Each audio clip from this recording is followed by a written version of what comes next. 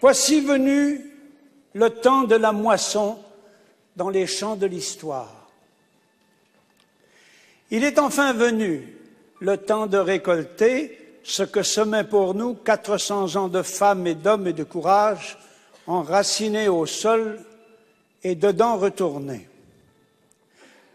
Voici que naît pour nous, ancêtres de demain, le temps de préparer pour notre descendance des moissons dignes des travaux du passé. Que nos travaux leur ressemblent et nous rassemblent enfin. À l'aube du XVIIe siècle, les pionniers de ce qui allait devenir une nation, puis un peuple, se sont implantés en terre québécoise. Venus d'une grande civilisation, enrichis par celle des Premières Nations, ils ont tissé des solidarités nouvelles et maintenu l'héritage français. La conquête de 1760 n'a pas brisé la ténacité de leurs descendants à demeurer fidèles à un destin original en Amérique. Dès 1774, par l'acte de Québec, le conquérant reconnaissait le caractère distinct de leurs institutions. Ni les tentatives d'assimilation, ni l'acte d'union de 1840 ne sont parvenus à mater leur endurance.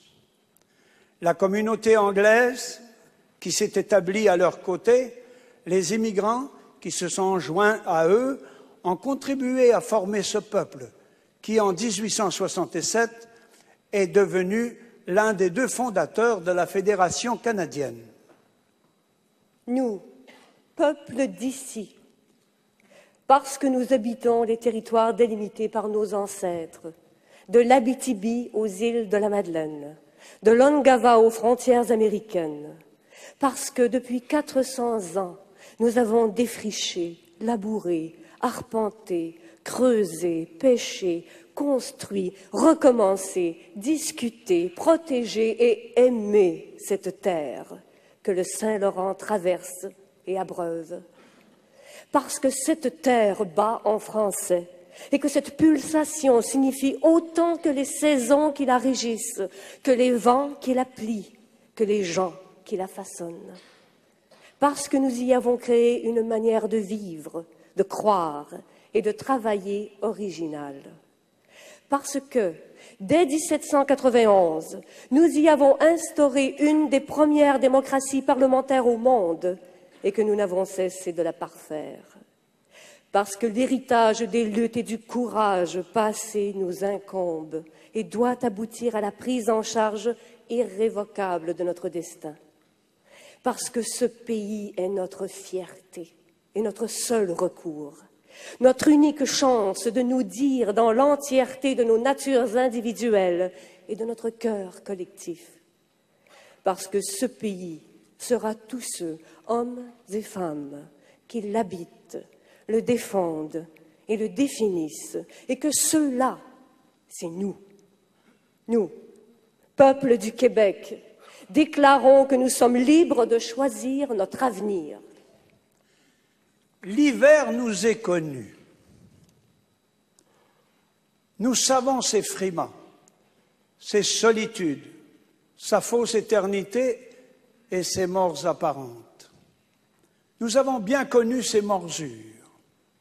Nous sommes entrés dans la fédération sur la foi d'une promesse d'égalité dans une entreprise commune et de respect de notre autorité en plusieurs matières pour nous vitales. Mais la suite a démenti les espoirs du début. L'État canadien a transgressé le pacte fédératif en envahissant de mille manières le domaine de notre autonomie et en nous signifiant que notre croyance séculaire dans l'égalité des partenaires était une illusion. Nous avons été trompés en 1982, quand les gouvernements du Canada et des provinces anglophones ont modifié la Constitution en profondeur et à notre détriment, passant outre à l'opposition catégorique de notre Assemblée nationale. 2 fois depuis, on a tenté de réparer ce tort. En 1990, l'échec de l'accord du lac Meech a révélé le refus de reconnaître jusqu'à notre caractère distinct. En 1992, le rejet de l'accord de Charlottetown, et par les Canadiens et par les Québécois, a consacré l'impossibilité de tout raccommodement. Parce que nous avons perduré, en dépit des tractations et des marchandages dont nous avons été l'objet. Parce que le Canada, loin de s'enorgueillir de l'alliance entre ces deux peuples et de la clamer au monde, n'a eu de cesse de la banaliser et de consacrer le principe d'une égalité factice entre provinces. Parce que, depuis la Révolution tranquille, nous avons pris le parti de ne plus nous cantonner dans la survivance, mais désormais de construire sur notre différence.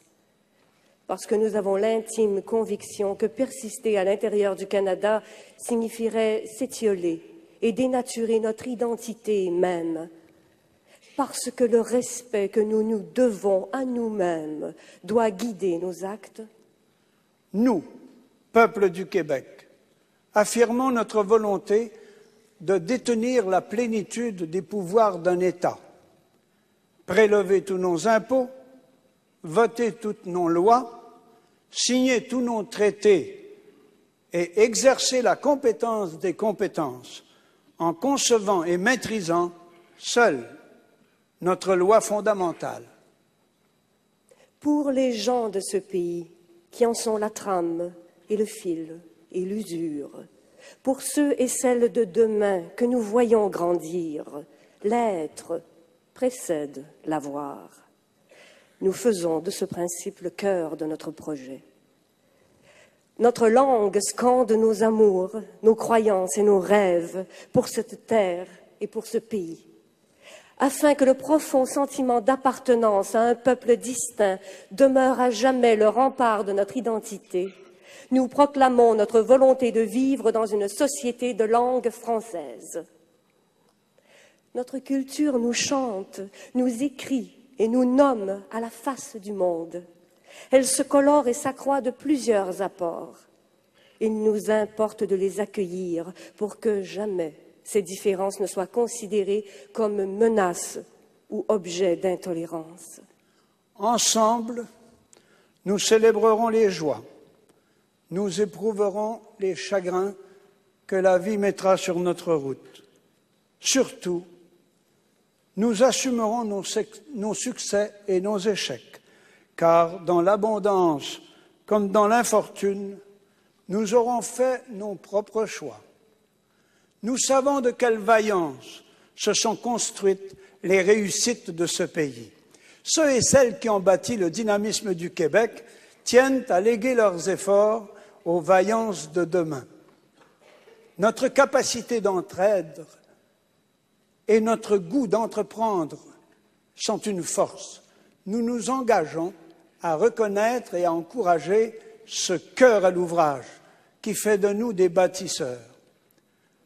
Nous partageons avec les pays de même taille que le nôtre cette vertu particulière de s'adapter vite et bien aux défis mouvants du travail et des échanges. Notre aptitude au consensus et à l'invention nous permettra de prendre bonne place à la table des nations.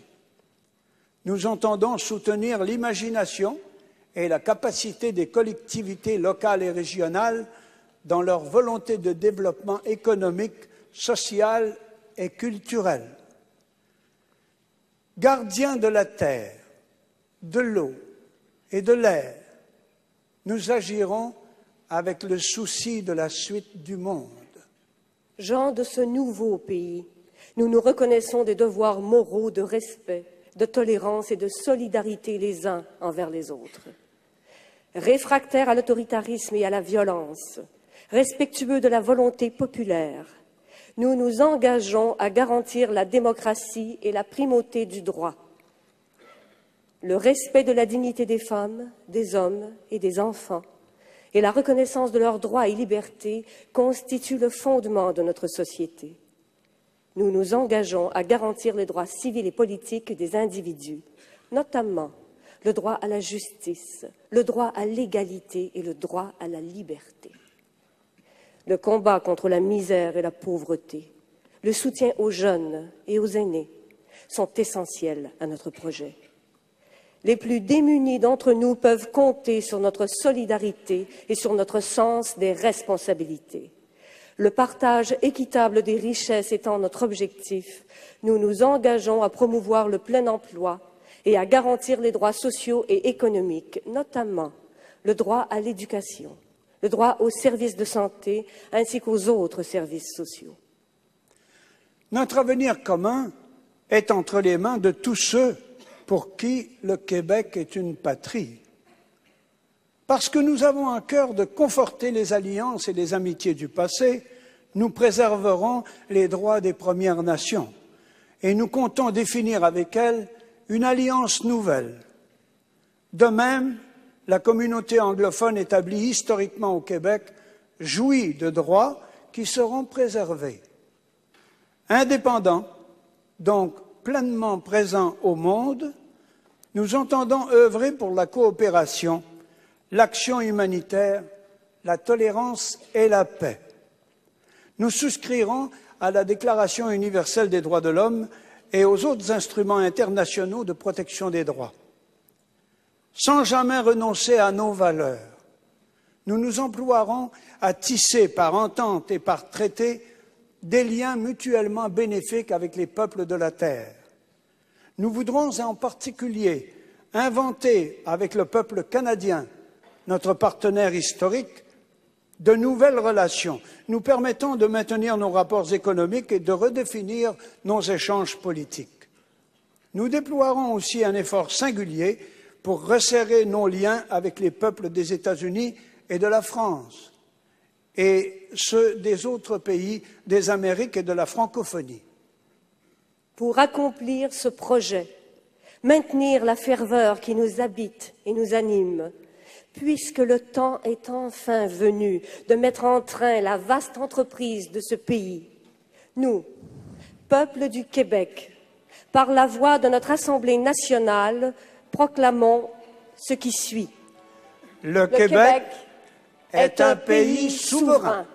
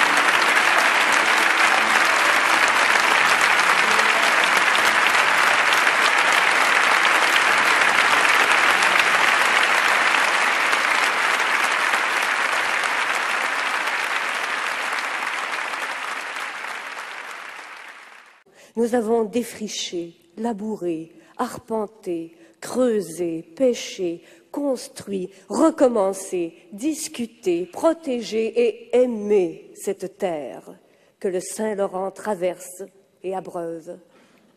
Parce que cette terre bat en français et que cette pulsation signifie autant que les saisons qui la régissent, que les vents qui la plient, que les gens qui la façonnent.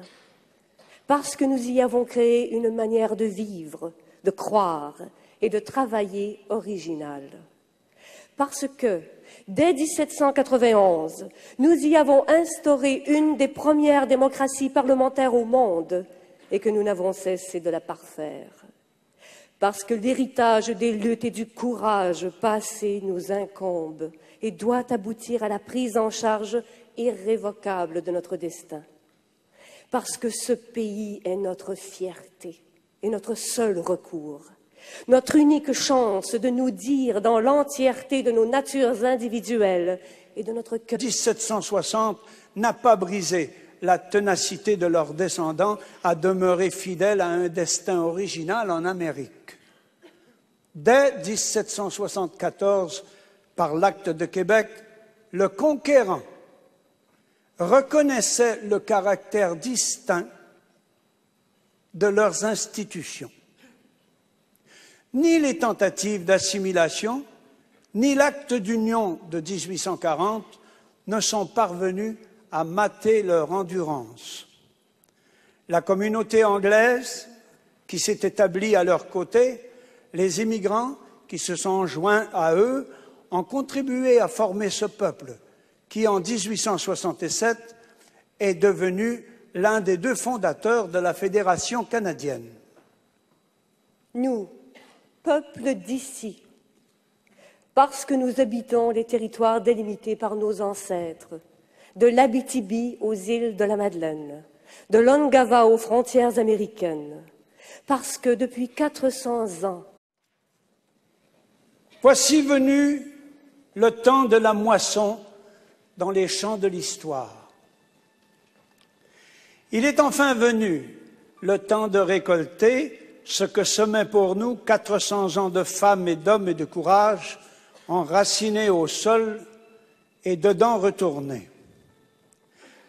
Voici que naît pour nous, ancêtres de demain, le temps de préparer pour notre descendance des moissons dignes des travaux du passé. Que nos travaux leur ressemblent et nous rassemblent enfin. À l'aube du XVIIe siècle, les pionniers de ce qui allait devenir une nation, puis un peuple, se sont implantés en terre québécoise.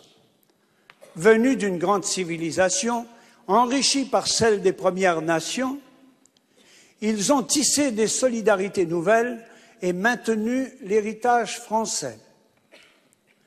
La conquête de collectif, parce que ce pays sera tous ceux, hommes et femmes, qui l'habitent, le défendent et le définissent, et que ceux-là, c'est nous. Nous, peuple du Québec, déclarons que nous sommes libres de choisir notre avenir. L'hiver nous est connu.